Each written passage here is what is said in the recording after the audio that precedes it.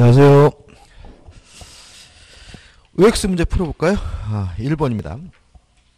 갑은 자신의 X 토지를 을에게 매도하고 중도금을 수령한 후 다시 병에게 매도하고 소유권 이전 등기까지 격려해 주었다. 일단 이중매매죠. 이중매매는 원칙적으로 유효한데 계속 보시면 갑과 병의 계약이 사회질서의 위반으로 무효인 경우 반사회적 법률에서 무효가 되려면 아는 것을 넘어서 뭘 해야 되죠? 적극 가담해야 되고, 만약에 반사회적 법률에서 무효면은 절대적 무효니까 제3자는 선이라 하더라도 보호받지 못하거든요. 따라서 병으로부터 X 토지를 전득한 자은 선이더라도 그 소유권을 취득하지 못한다. O 맞는 질문이 되는 거죠. 2번. 갑은 자신의 X 토지를 을에게 매도하고 중도금을 수령한 후 다시 병에게 매도하고 소유권 이전 등기까지 격려해 주었다. 병이 갑의 을에 대한 배임 행위에 적극 가담했어요. 그러면 갑과 병 간의 매매 계약은 반사회적 법률에서 무효이기 때문에 을은 병의 등기에 대해서 말소를 청구하는 것은 가능해요. 다만 조심할 것은 을이 직접 말소를 청구하는 것이 아니라 갑을 대의해서 말소를 청구해야 되기 때문에 을은 병을 상대로 직접 등기의 말소를 청구할 수 있다. X가 되는 거죠.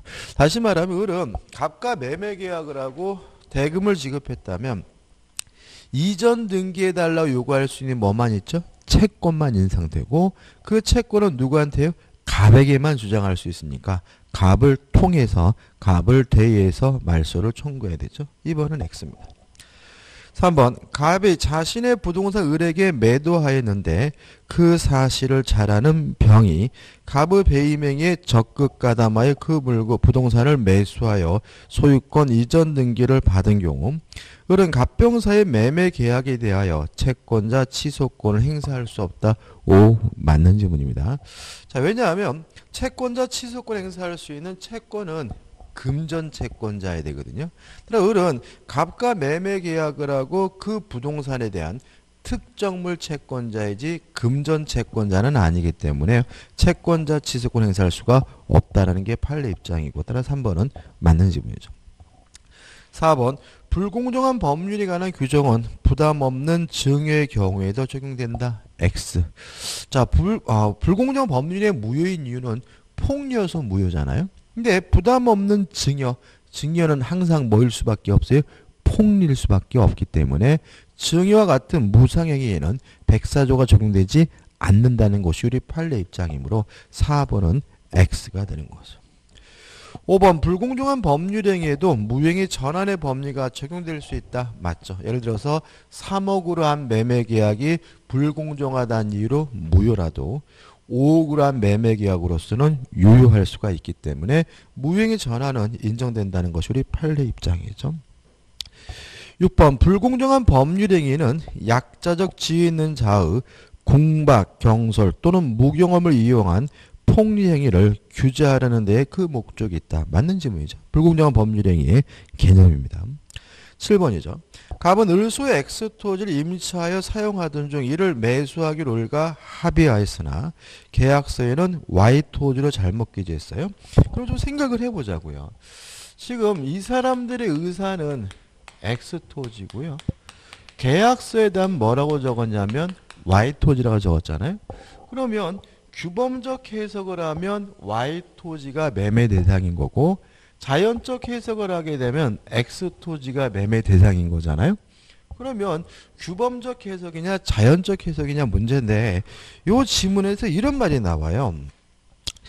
갑은 을 소유 X 토지를 임차하여 사용하던 중이죠. 그러면 갑은 이 매매 대상이 X 토지인 줄 뻔히 알았겠죠. 원래 지가 뭐죠? 임대해서 쓰던 토지니까, 이거죠? 그러면 원칙적으로 규범적 해석, 상대방이 알았거나 알 수 있었으면 무슨 해석이에요? 자연적 해석이니까 이 사례는 규범적 해석이 아니라 자연적 해석이에요. 그러면 X 토지에 대해서 매매 계약이 성립하는 것이니까 매매 계약은 X 토지에 대하여 유효하게 성립한다. 맞는 지문이고요. 그 다음에 자연적 해석을 해야 되는 경우라면 착오를 이유로 뭐 할 수 없어요? 취소할 수 없죠. 제가 저번 주에 규범적 해석을 해야지만 착오 문제가 발생한다. 자연적 해석을 하는 경우는 착오 문제가 발생할 수가 없다라는 거는 꼭 기억하자 그랬죠. 따라서 8번. 갑은 을소의 X토지를 임차에 사용하던 중 이를 매수하기로 을과 합의하였으나 계약서에는 Y토지로 잘못 기재하였다. X토지의 매매 계약이 성립하지만 당사자는 착오를 이유로 취소할 수 있다. X가 되는 거죠. 착오는 규범적 해석을 해야지만 발생하고 오늘 착오를 구체적으로 공부할 겁니다. 9번 갑은 을소의 X토를 임차에 사용하던 중 이를 매수하기로 을과 합의했으나 계약서에는 Y토지로 잘못 기재했다. X와 Y 어느 토지에 대해서도 매매 계약이 성립하지 않는다. X 뭐에 대해서? X토지에 대해서 매매 계약이 성립하는 거죠. 10번입니다. 갑은 을에게 X토지를 제곱미터당 98만 원에 매도하려고 했는데 잘못하여 청약서에 89만 원을 기재했어요. 그러면 의사는 98만 원이고 표시는 89만 원이에요. 그러면 원칙이 뭐죠? 규범적 해석이니까 89만 원의 계약이 성립되고요. 다만 상대방이 알았거나 알 수 있었다는 예외인 경우에는 자연적 해석이니까 98만 원의 계약이 성립되겠죠. 물론 원칙이 무슨 해석이죠? 규범적 해석이니까 이에 대해 을이 승낙하였다. 갑과 을 사이의 매매 계약은 특별한 사정이 없는 한 다른 말로 하면 원칙적으로 제곱미터당 89만 원에 성립한다. 맞는 지문이고 이유는 무슨 해석이 원칙이죠? 규범적 해석이 원칙이기 때문에 그런 거죠. 자, 이제 오늘 진도를 나갑니다. 오늘 진도는 이제 본격적인 의사표시로 들어가는 거죠. 81페이지 의사표시에 불을 칩니다. 81페이지죠. 자, 의사표시에 불을 치해서 처음에 뭐가 나오냐면 진이 아닌 의사표시가 나오고 있어요. 자, 의의는 이렇습니다. 의사와 표시가 불일치됐음을 뻔히 알면서 하는 것을 우리가 진이 아닌 의사표시라고 해요. 그러면 무슨 말이냐. 예를 들면 속으로는 10원짜리 하나 줄 마음이 없으면서 말로는 1억 주겠다라고 얘기를 했는데 알면서 그랬어요. 이거 우리가 보통 뭐라 그러죠? 거짓말이라고 그러죠. 그죠? 뻔히 알면서 줄 마음도 없으면서 1억 줄까? 이런 걸 우리가 뭐죠? 거짓말. 근데 이게 지금 뭐냐면 진이 아닌이니까 이게 결국은 뭐예요? 거짓이라는 얘기죠. 그러니까 진이가 아니다라는 말은 진짜가 아니라는 말은 뭐예요? 거짓이에요. 그래서 진이 아닌 의사표시를 여러분도 쉬운 말로 하면 거짓 의사표시. 그래서 지금 우리는 뭘 공부하고 있는 거 아니면 거짓말을 하면 어떤 효과가 발생하는지를 공부하게 되는 거예요. 근데 문제는 우리가 이미 알고 있다는 거예요. 왜 그러냐면 이렇게 의사표시가 불일치됐으면 법률행위 해석을 하게 되는데 원칙이 무슨 해석이죠? 규범적 해석이니까 표시된 대로 이력을 줘야 됩니다. 따라서 원칙적으로 뭐 한 거죠? 유효한 거죠. 그 다음에 언제 예외적으로 자연적 해석을 합니까? 예외적으로 자연적 해석을 하는데 언제 하냐면 상대방이 알았거나 또는 알 수가 있었으면 무슨 해석을 해요? 자연적 해석을 하니까 속마음대로 1억을 줄 필요 없다. 예외적으로 뭐가 되는 거죠?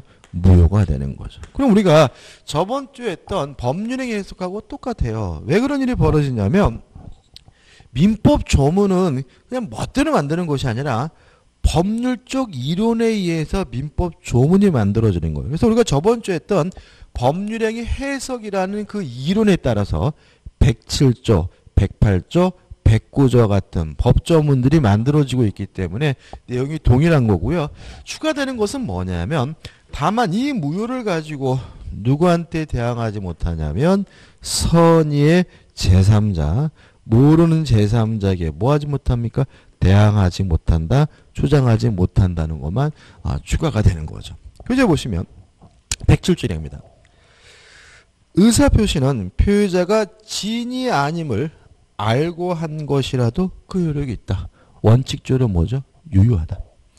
그러나 상대방이 표의자의 진이 아님을 알았거나 이를 알 수 있었을 경우에는 무효로 한다. 이왕 전항의 의사표시 무효는 누구한테요? 선의의 제3자에게 뭐 하지 못합니까? 대항하지 못한다죠. 의 복잡하게 나와 있지만 거짓말이다. 그래서 거짓말을 하면 어떤 효과가 생기냐를 공부하는 거고요. 요건 1번 의사표시가 존재해야 된다. 2번 의사표시가 불일치해야 되고 3번 불일치됐음을 알면서 해야죠. 만약에 모르고 했으면 실수한 거잖아요. 실수는 뭐예요? 착오고 알면서 했어야 뭐가 되는 거죠? 거짓부렁이 되는 거죠. 거짓말이 되니까 알면서 해야 되고 4번 왜 그딴 거짓말을 했는지 이유나 동기는 뭐 하지 않습니까? 묻지를 않습니다. 자 넘겨보시면 이제 판례가 나와요. 일단 우리가 이 진이 아닌 의사표시에 대해서는 두 가지를 공부해야 됩니다. 판례를 공부해야 되고요. 그 다음에 사례를 좀 검토해야 되거든요. 그래서 교재에 나와 있는 판례를 좀 이해해야 되는데 이 판례를 이해하기 위해서 한번 예를 들어 볼게요. 갑이라는 사람이 사립여대 교수였어요. 근데 문제는 이 인간이 학생들을 여학생을 성추행했다라는 혐의를 받고 있고요. 그래서 학생들이 변태 교수 물러가라고 막 데모하고 난리가 났어요. 그래서 재단 이사장이 나서가지고 웬만하면 관두라고 얘기를 하게 되는데 갑이 뭐라 그러냐면 자기는 성추행한 적이 없대요. 그러니까 을이 뭐라 그러냐면 네가 했고 안 했고가 중요한 것이 아니라 이러한 사항이 언론에 보도가 되면 우리 대학 큰일 난다. 그러니까 네가 웬만하면 사직서를 내주면 애들이 데모 관두고 조용해질 것이고 조용해지면 내가 기회를 봐서 복직시켜 주겠다라고 하길래 갑이 을에게 사직서를 내게 되는 거죠. 이해되시죠? 어떤 상황이죠? 그죠? 근데 문제는 사직서를 냈고 조용해졌는데도 불구하고 갑을 대학 측이 복직시켜 주지를 않고 있어요. 그래서 갑이 을을 상대로 재단을 상대로 소송을 제기하게 됩니다. 자, 갑의 주장입니다. 갑은 뭐라고 주장하냐면 자신은 진짜로는 사직할 마음이 없었다는 거예요.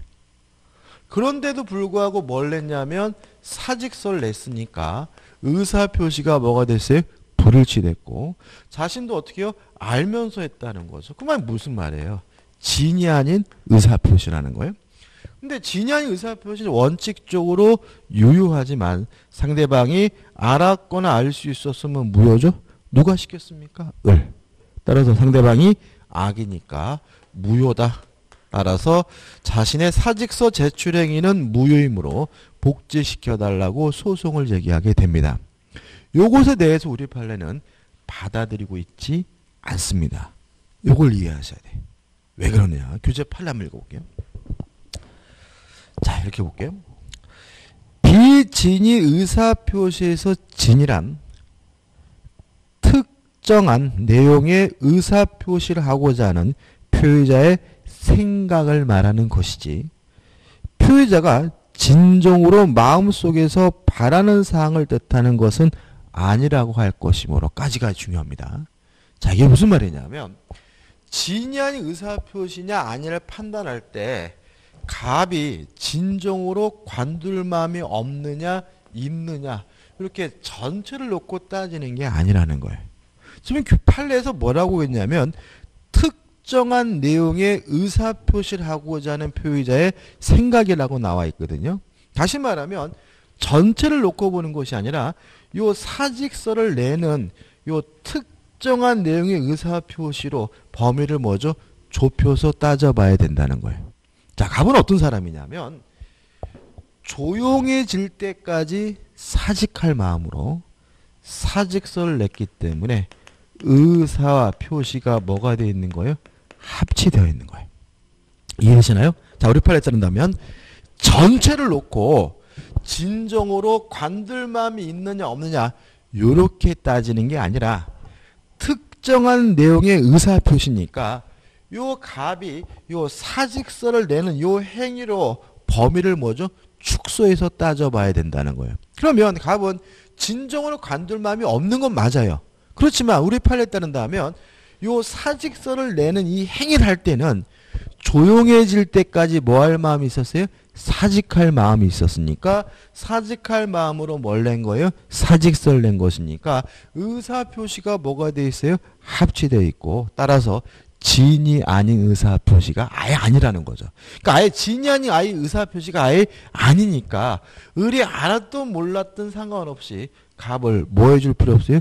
복직시켜줄 필요가 없다. 이런 취지가 되는 거예요. 이해되시나요? 그죠? 하나만 더 해볼게요. 제가 길을 가는데 누가 몽둥이를 들고 아저씨 3만 원만 줘 그런단 말이죠. 그러면 안 주면 좁혀겠다는 뜻이잖아요. 그죠? 그래서 제가 두드려 맞을까봐 무서워서 3만 원을 줬어요. 이게 진이 아닌 의사표시냐. 이것도 전체를 놓고 오면 저는 진짜로 줄 마음은 없었죠.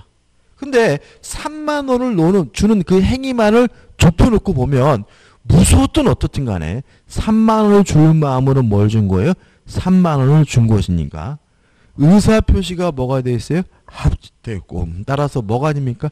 진이 아닌 의사표시가 아닌 거예요. 그래서 우리가 좀 이따 하겠지만 강박을 당했으면 협박을 당했으면 협박, 강박을 이유로 뭐 할 수 있냐면 취소할 수는 있어요. 그렇지만 그 자체가 뭐인 것은 아니에요. 진이 아닌 의사표시인 것은 아님을 주의하시기 바라고 왜 이런 판례들이 나오는지는 나중에 우리가 종합적으로 제가 한번 정리해 드릴 거예요. 자, 다시 한번 처음부터 읽어볼게요.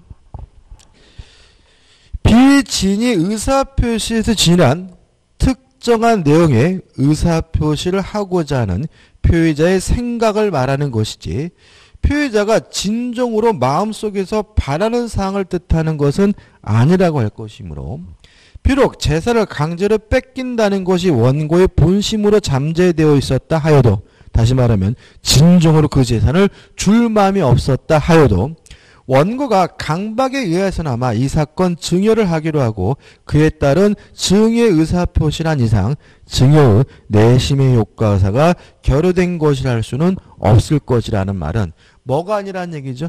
진이 아닌 의사표시가 아니에요. 따라서 강박을 당했으면 강박을 이유로 뭐 할 수 있어요? 취소할 수는 있지만 그 자체로서 무효임을 뭐 할 수 없어요? 주장할 수 없다는 것이 판례 입장이고 아주 시험에 굉장히 잘 나오는 판례입니다. 그다음 밑에 그림도 있는데 이 판례도 결국은 결론은 똑같은 거예요. 자, 한번 보자고 이 판례. 그림을 제가 열심히 그렸는데 인쇄가 참 마음에 안 드네요. 그죠? 자, A라는 학교가 있고요. 사립학교입니다. K라는 은행, K은행 맞죠? K라는 은행으로부터 뭘 받으려고 하냐면 대출을 받으려고 하는데 대출 한도가 다 차가지고 대출을 받을 수 없었어요. 자, 이게 어떤 일이 또 왜 이런 일이 벌어지냐면 이런 겁니다. 만약에 학교가 학교 운동장이나 학교 건물을 담보해서 이빠이 돈을 빌리게 되면 못 갚을 때 경매가 되고 경매가 되면 아이들이 길바닥에 나앉겠죠. 그러면 제일 먼저 누구부터 잘립니까? 교육부 장관부터 잘리겠죠. 그래서 사립학교법에서는 대출을 받을 수 있는 한도 금액을 엄격하게 뭐하고 있냐면 제한을 하고 있어요.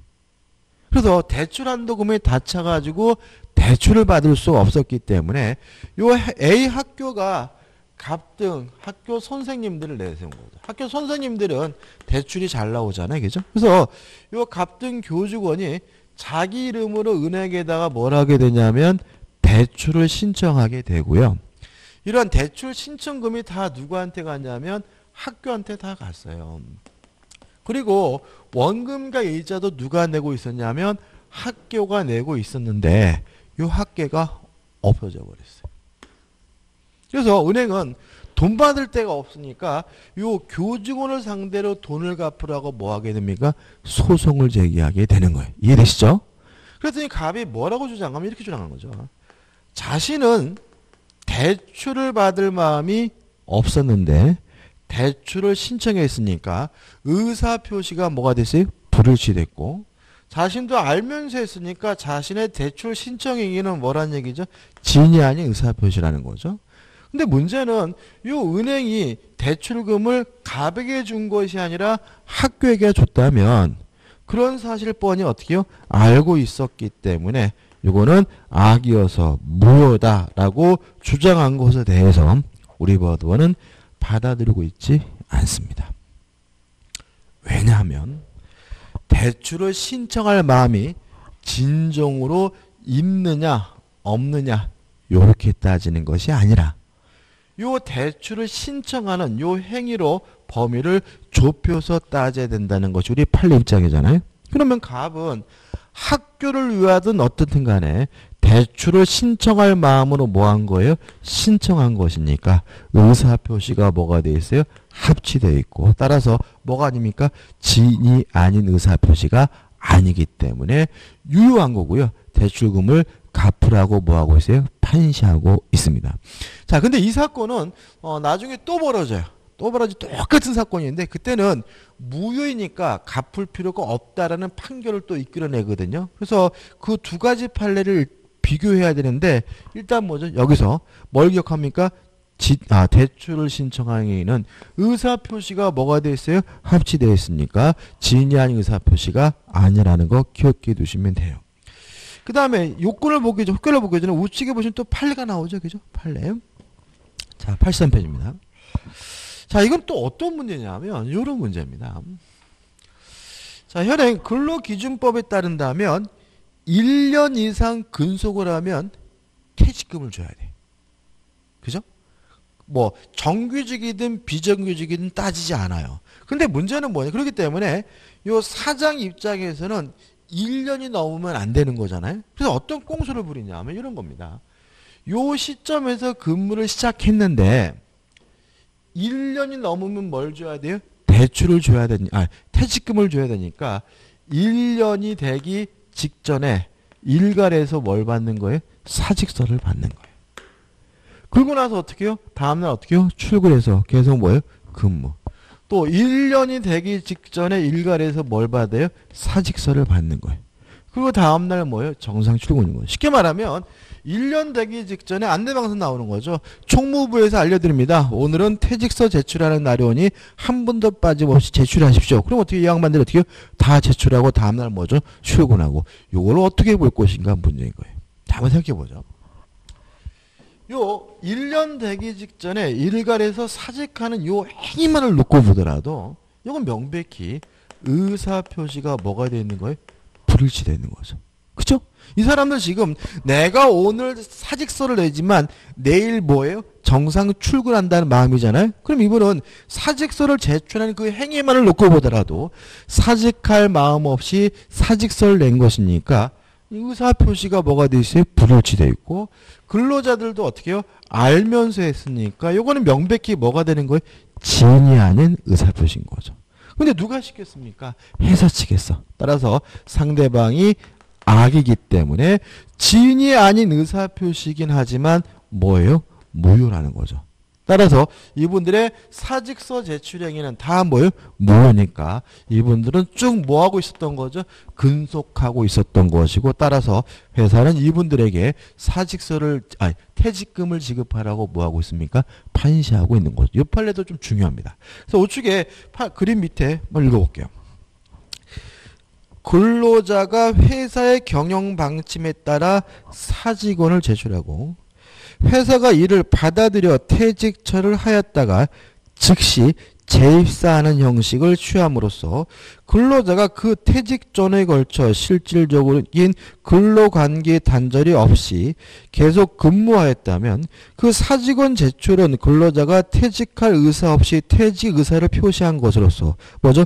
비진입 표시, 진이 아닌 의사표에 해당하고 재입사를 전제로 사직서를 제출케 한 회사 또한 그와 같은 진이 아님을 알고 있었다고 봄이 상당하다 할 것이므로 위 사직원 제출과 퇴직 처리에 따른 퇴직의 효과는 뭐하잖아요? 생기지 않는다. 따라서 이 근로자는 퇴직하지 않고 쭉 뭐한 거죠? 근속한 것이니까 회사는 이 근로자에게 무엇을요? 퇴직금을 지급하라고 뭐하고 있어요? 판시하고 있습니다. 지금 판례 우리가 지금 세 가지 했죠. 이 세 가지 판례만 정확하게 내 것으로 뭐죠? 만들면 판례는 끝나요. 그 다음 다시 좌측에 이제 하단에 이제 효과입니다. 자, 효과를 공부할 때 이 부분은 뭐 가지고 공부하셔야 되냐면, 사례 가지고 공부하셔야 돼, 사례. 한번 생각해보죠. 갑이 소유하고 있는 A 건물에 대해서요. 을에게 뭐 하겠다고 했냐면 증여하겠다고 하면서 갑이 을에게 이전 등기까지 해줬는데 실제로 갑은 증여할 마음이 없이 증여했어요. 그래서 이 증여가 뭐가 되는 거죠? 비진의 표시, 진이 아닌 의사 표시인 거예요. 어떻게 당연히 아시겠죠? 그죠? 자, 생각해보죠. 자, 진이 아닌 의사 표시는 원칙이 뭐합니까? 유효합니다. 따라서 을은 원칙적으로 이 건물에 대해서 뭘 갖게 되는 거죠? 소유권을 갖게 되는 거죠. 다만 항상 유효한 것은 아니고 을이 알았거나 또는 알 수가 있었다면 요 증여가 무효고 증여가 무효면 무엇도 무효? 등기도 무효니까 알았거나 알 수 있었다면 무효이므로 을은 뭘 갖지 못하는 거죠? 소유권을 갖지 못하는 겁니다. 이해되시죠? 그죠? 자, 여기서 좀 생각해 볼 게 있어요. 자, 지금 원칙적으로 유효하고 을이 알았거나 알 수 있었으면 무효인데 이게 또는이거든요. 그러면 알아도 무효고 알 수 있어도 무효잖아요. 그러면 원칙에 따라서 유효하기 위해서 을은 선이 이고 and 뭐여야 되는 거예요? 무과실해야 되는 거죠. 그럼 여기서 의문이 생깁니다. 원칙과 예외가 뒤바뀐 거 아닌가요? 지금 예외가 더 경우의 수가 많잖아요. 알기만 해도 무효고 몰랐다 하더라도 알 수만 있으면 무효고 원칙에 따라서 유효하려면 선이 이고 거기다가 뭐까지 있어야 돼요? 무과실까지 있어야 되니까 원칙 경우의 수가 더 좁아요. 그러면 여기서 어떤 의문이 되냐면 원칙과 예외가 뒤바뀐 것이 아니냐. 이 문제에 대해서 우리 판례는 입증에 관한 문제를 봅니다. 그래서 우리 판례는 원칙적으로 뭐요? 유효하니까 을은 선이 이고 무과심을 뭐 받는 거냐면 추정을 받는 거고요. 을 스스로가 자신이 선이이고 무과실임을 뭐 할 필요 없어요? 입증할 필요가 없다는 의미로 해석을 하게 됩니다. 따라서 갑이 이 물건을 돌려받으려면 갑 측에서 을이 알았거나 또는 알 수 있었다는 사실을 뭘 해야지만요? 입증해야지만 돌려받을 수 있다는 의미에서 원칙이 뭐한 거죠? 유효한 겁니다. 다시 말하면 진이 아닌 의사표시가 원칙적으로 유효하기 위해 상대방은 선이 이고 and 거기다가 뭐까지 있어야 돼요? 무과실까지 있어야 되는데 원칙이므로 을은 선이 이고 무과실임을 뭐 받는 거예요? 추정받는다. 따라서 을 스스로 자신이 선이고 무과실임을 입증해야 되는 것이 아니라 갑 측에서 을이 알았거나 알 수 있었다는 사실을 입증해야지만 비로소 이 물건을 뭐 할 수 있어요? 돌려받을 수 있다는 의미에서 원칙 뭐한 거죠? 유효한 거죠. 그 다음 을이 자기 앞에 등기된 것을 기하로요. 병한테 팔아먹었어요. 팔아먹고 병한테 이전 등기를 해주면 이 병을 우리가 뭐라 그러냐면 제3자라고 하거든요. 자, 그래서 좀 생각을 해보죠. 만약에 을이 원칙에 따라서 소유권을 취득했다면 을이 병에게 팔아먹고 등기해주는 것은 지가 지가 팔아먹는 거죠.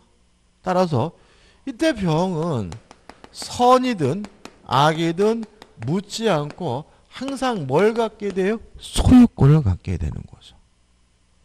근데 을이 알았거나 알 수 있었다는 이유로 무효면 무효를 가지고 누구한테 대항하지 못하죠? 선의 제3자에 대항하지 못하니까 이때 병은 선이여야지만 소유권을 갖고요. 악인 경우에는 뭘 갖지 못합니까? 소유권을 갖지 못하는 거죠. 따라서 요 제3자 병이 선이여야지만 소유권을 갖게 되는 경우는 진한 의사표시가 예외적으로 무효인 경우만 그런 거다. 만약에 원칙에 따라서 을이 이미 소유권을 갖게 됐다면 을이 병에게 팔아먹는 것은 지가 팔아먹는 것이니까 병은 선악불문하고 뭘 갖게 됩니까? 소유권을 갖게 된다는 거 주의하시면 돼요. 그다음 마지막으로 요 제3자 병은요. 선이 이기만 하면 됩니다. 무과실까지는 필요가 없다. 모르기만 하면 되고 모르는데 과실이 없을 필요까지는 없고요. 또 앞으로 배우는 모든 제3자는 선임을 추정받기 때문에 제3자 스스로가 자신이 선임을 뭐 할 필요 없냐면 입증할 필요가 없다는 것까지 꼭 기억해 두시기 바랍니다. 이러면 이제 효과까지 끝난 거죠. 그래서 이제 원칙 예외해가지고 그 다음에 83페이지 하단까지 뭐가 나옵니까? 제3자의 관계가 나오는데 거기까지 제가 뭘 드린 거죠? 설명을 드린 거죠. 자, 한 장을 넘기시면 이제 뭐가 나오냐면 84페이지가 나와요. 적용 범위가 나오는데 1번 상대방 없는 단독행위에도 적용이 됩니다.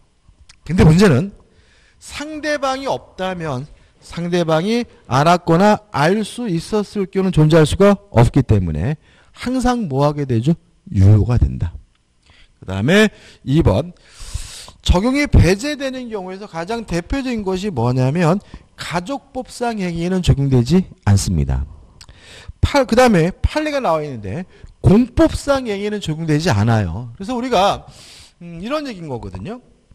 우리 민법은 개인과 개인 간의 관계를 규율하는 뭡니까? 사법인 거죠. 그래서 국가와 개인 간의 관계에 대해서는 민법에 적용되지 않으므로 우리 민법은 사법상의 행위에만 적용되므로 이 진위 아닌 의사표시가 난 민법 규정도 사법상 행위에만 적용되므로 공무원의 사직서 제출행위 같은 공법행위에는 뭐 되지 않습니까? 적용되지 않는다는 거 주의하시기 바랍니다. 자, 대표이제 풀어볼게요. 갑은 증의 의사 없이 을에게 자기 소유 부동산을 증여하기로 약속한 후 그 이행으로 을에게 위 부동산의 소유권을 이전해 주었다. 다음 설명 중 옳은 겁니다. 이게 잘 풀으셔야 돼요. 자, 사례는 먼저 똑같죠, 그죠? 자, 1번. 갑에게 증의 진정한 의사가 없었으므로 위 계약은 을의 선의 악에 관계없이 무효이다. X자. 왜요? 진의한 의사표시는 원칙이 뭐예요? 유효하니까요. 2번.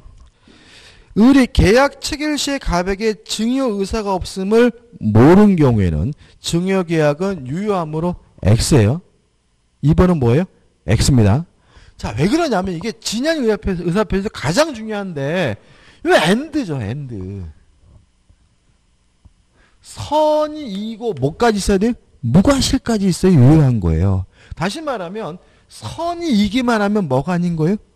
유효가 아닌 거예요. 다시 말하면 진의한 의사표시가 원칙에 따라서 유효하려면 선이 이고 거기다가 뭐까지 있어야 돼요? 무과실까지 있어야 되기 때문에 증의 의사가 없음을 모른 경우는 선의만을 의미하기 때문에 유효라는 말은 뭐가 돼요? X가 되는 거죠. 3번. 을이 계약 체결 시에 갑에게 증여 의사가 없음을 알았더라도 증여 계약은 유효하므로 X죠. 상대방이 악이면 뭐예요? 무효니까요. 4번. 을이 계약 체결 시에 주의를 다했더라면 갑에게 증여 의사가 없음을 알 수 있었을 경우에도 증여 계약은 유효하므로 X죠. 여기서 주의를 다했다면 알 수 있었다는 말은 알 수 있었는데 몰랐다는 말은 뭐가 있다는 얘기죠? 과실이 있다는 얘기죠. 과실이 있어도 어떻게 무효니까 증여계약은 유효하므로 X죠. 그래서 요 2번과 3번은 결국 뭐예요? 선이 이고 거기다가 무과실인 경우에만 뭐죠? 유효하고요. 알아도 무효고 알 수 있어도 뭐라는 얘기예요? 무효라는 얘기인 거죠. 5번. 을이 어떠한 사정을 전혀 모르는 제3자 병에게 위부동산을 전매했어요. 그럼 생각해 보자고요. 자, 병은 원칙에 따라서 을이 소유권을 갖췄다면 선악불문하고 뭘 갖게 돼요? 소유권을 갖게 되고 서로 이것이 무효라 하더라도 선이면 뭘 갖게 돼요? 소유권을 갖게 되니까 병의 입장에서는 무효든 유효든 상관없이 항상 뭘 갖게 돼요? 소유권을 갖게 되는 거죠. 병이 뭐라면요? 선이라면. 따라서